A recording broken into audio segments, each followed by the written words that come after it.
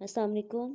The topic we'll discuss today is minerals, and we'll discuss only few minerals in our today's class, right? So minerals क्या हैं? Minerals ऐसे elements हैं जो कि किसी भी लिविंग बॉडी के अंदर रिक्वायर्ड हुआ करते हैं, right, in smaller quantities, but they are very much important to regulate the normal functions of any living organism, whether they are the plants or the animals, right? So here's the definition of minerals, that it is a naturally occurring these are the naturally occurring inorganic solids that have definite chemical composition and an ordered atomic arrangement, or we can say the specific atomic arrangement, right? So as I said to you that we'll discuss only few minerals, right? So, what is the importance of these mineral inorganic elements needed by the body for the following functions? These are required for the following function. They have the ability to build tissues. For example, if we talk about iron, iron has the ability to build tissues, right? These minerals can regulate the body fluids. They can assist in body functions, and they help to perform various types of body function, right? And but when the living body is burned, they remain just in the form of ashes because they are present in the living body in very minor quantities, right? Classification of minerals की बात करते हैं. They are classified into two types, major minerals and trace minerals. Major minerals कौन से minerals हैं? वो minerals जिनकी daily basis के ऊपर अगर हम बात करते हैं तो उनके 100 mg पर डे हमें चाहिए होता है, राइट? इनको मैक्रो मिनरल्स भी कहा करते हैं. Trace minerals are the minerals in the diet in amount lesser than 100 mg that are required lesser than 100 mg per day. एक दिन में 100 mg से कम इनकी क्वांटिटी किसी भी हेल्दी बॉडी को चाहिए होती है, and they are also known as micro minerals, right? We'll discuss three minerals, that is iodine, chlorine and iron in this, right, in this video. So first is chlorine. Chlorine is the member of 7th group. periodic table के बारे में आप सब लोगों को पता होगा. तो क्लोरीन periodic table का एक एलिमेंट है, लेकिन लिविंग बॉडी के अंदर ये क्लोराइड्स की फॉर्म में मिलता है. क्लोराइड्स की form means when they get dissolve, when chlorine get dissolve in water, तो ये नेगेटिवली चार्ज हो जाया करता है, and whenever there is a negative charge on chlorine, it is now known as chloride, right? Sources of chlorine are table salt, eggs, seafood, milk, and their function is to regulate gastric acidity. Gastric acidity means acidity in the stomach. It The second function of it is to regulate acid base balance in the body, right? It also maintains the fluid and electrolyte balance, mean ions का balance हमारी body के अंदर रखता है, and a part of this ये stomach के अंदर HCl की formation भी किया करता है, ठीक है? So if any living body or human body find the deficiency of chloride ion, what happens? It shows the, or it results in the imbalance of gastric acidity, imbalance in pH of blood. Blood की एक specific pH हुआ करती है, right, that is 7.4 I guess.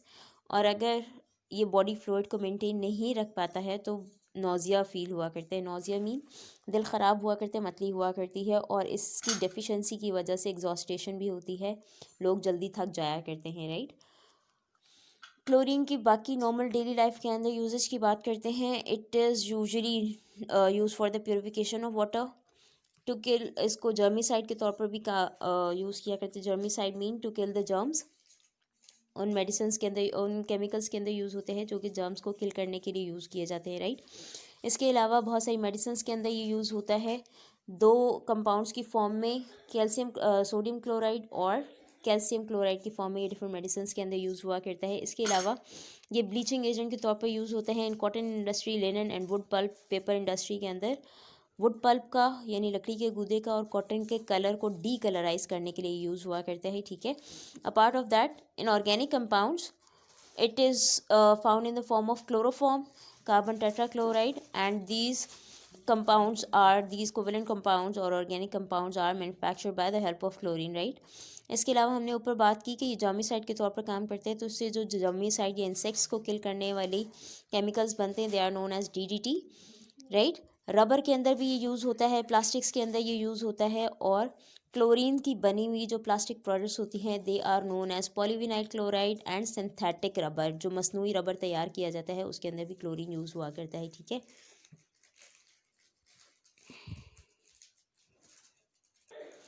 The second mineral of your is iodine. The uses of iodine in daily life are that it is use to make dyes, colouring products बनाने के लिए use होते हैं और ये कलरिंग प्रोडक्ट्स फिर photography के अंदर यूज़ हुआ करते हैं।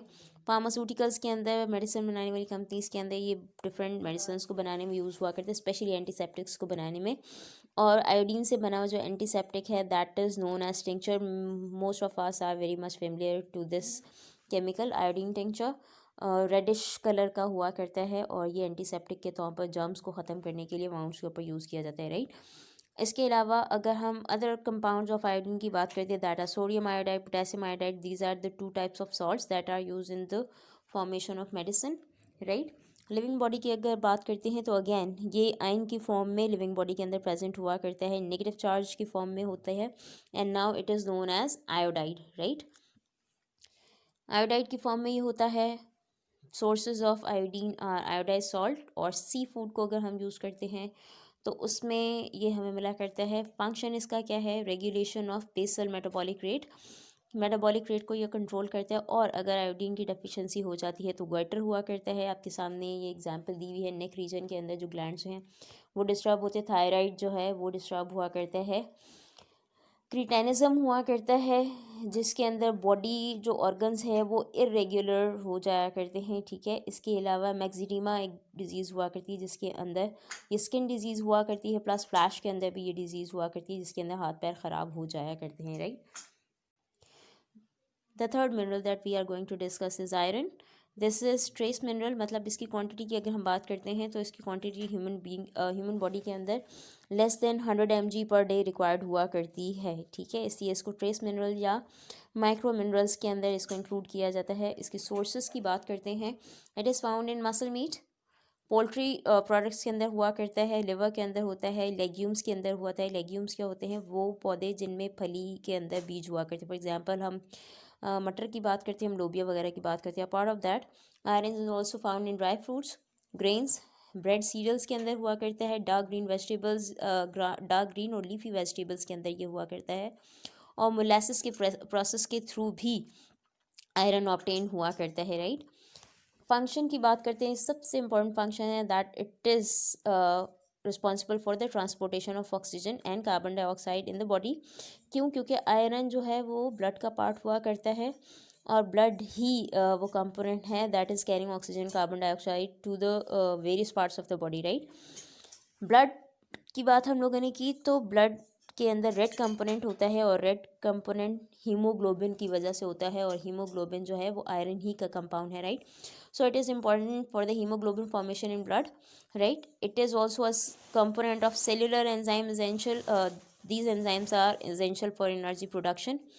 जहाँ पे भी हम प्रोटीन्स की बात करेंगे, हार्मोन्स की बात करेंगे, एंजाइम्स की बात करेंगे, दैट मीन्स उसमें आयरन की भी कॉम्पोजिशन हुआ करती है और इन तमाम चीज़ों की प्रोडक्शन के लिए आयरन बहुत ज़्यादा इंपॉर्टेंट हुआ करता है, right. So if a living body has or human body has iron deficiency, the disease that is a result of iron deficiency is anemia.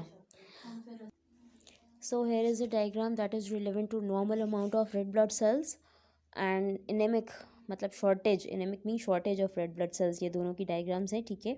और अगर शॉर्टेज हो जाती है तो उसका रिजल्ट क्या होता है, वीकनेस हुआ करती है या फिटीक भी उसको कहते हैं, थकन हो जाती है, डिजीनेस होती है, वेट लॉस हुआ करता है, कोल्डनेस ऑफ हैंड होते हैं, हाथ और पैर बहुत जल्दी ठंडे हो जाया करते हैं, ठीक है।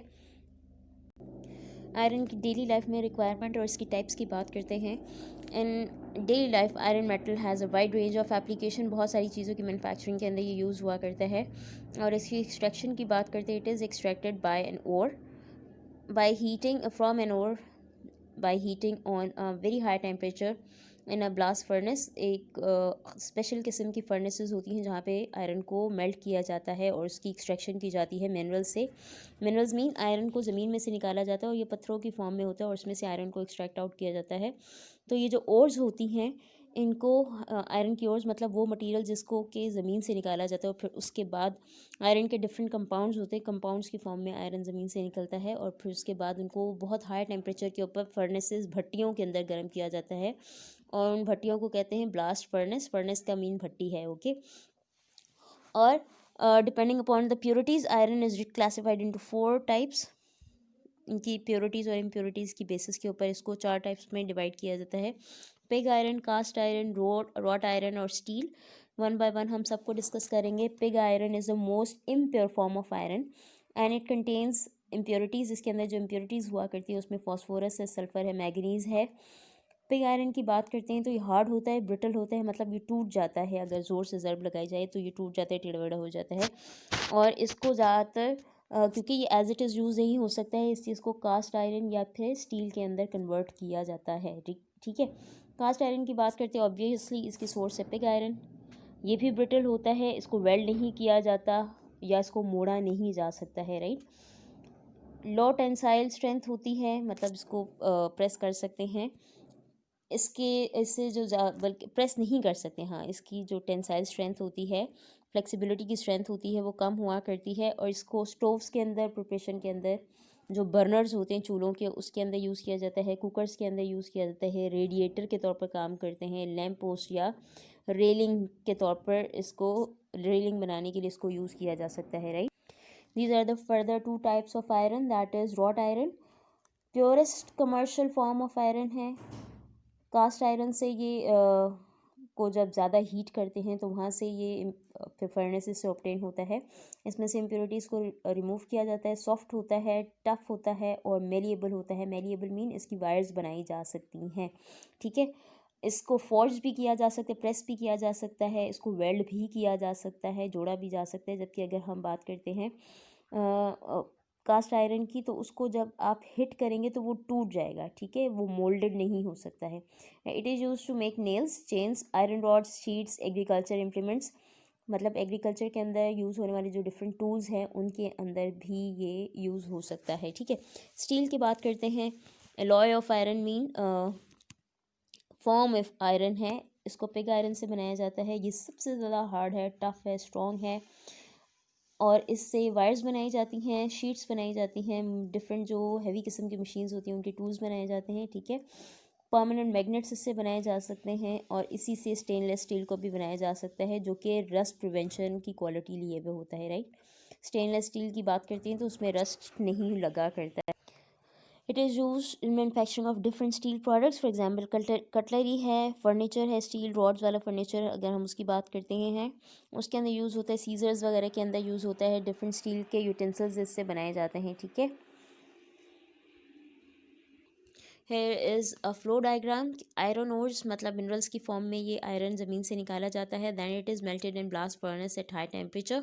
इससे सबसे पहली चीज़ निकलती है that is pig iron, impurest form of iron, जिसके अंदर बहुत सारी इम्प्योरिटीज़ हुआ करती हैं, ठीक है। और उसके बाद इसको रीमेल्ट किया जाता है, पोर इनटू सैंड मोल्ड्स। उसके बाद सैंड, मिट्टी से बने हुए, रेत के बने हुए मोल्ड्स होते हैं बड़े बड़े, उनके अंदर इसको ट्रांसफ़र किया जाता है तो ये कास्ट आयरन में कन्वर्ट हो जाता है, ठीक है। इसको स्मेल्ट किया जाता है या हैमर कर लें, रीहीट करें और रोल करें बार बार, तो ये रॉट आयरन में कन्वर्ट हो जाया करते हैं। जबकि सेपरेशन अगर इसमें से बाकी मेटालिक कॉन्स्टिट्यूएंट्स की कर लें और इसकी रोलिंग कर लें तो ये माइल्ड आयरन या स्टील में कन्वर्ट हो जाया करते हैं। So this is all for the minerals, right. In the next time, we'll discuss some other topic. Thank you so much.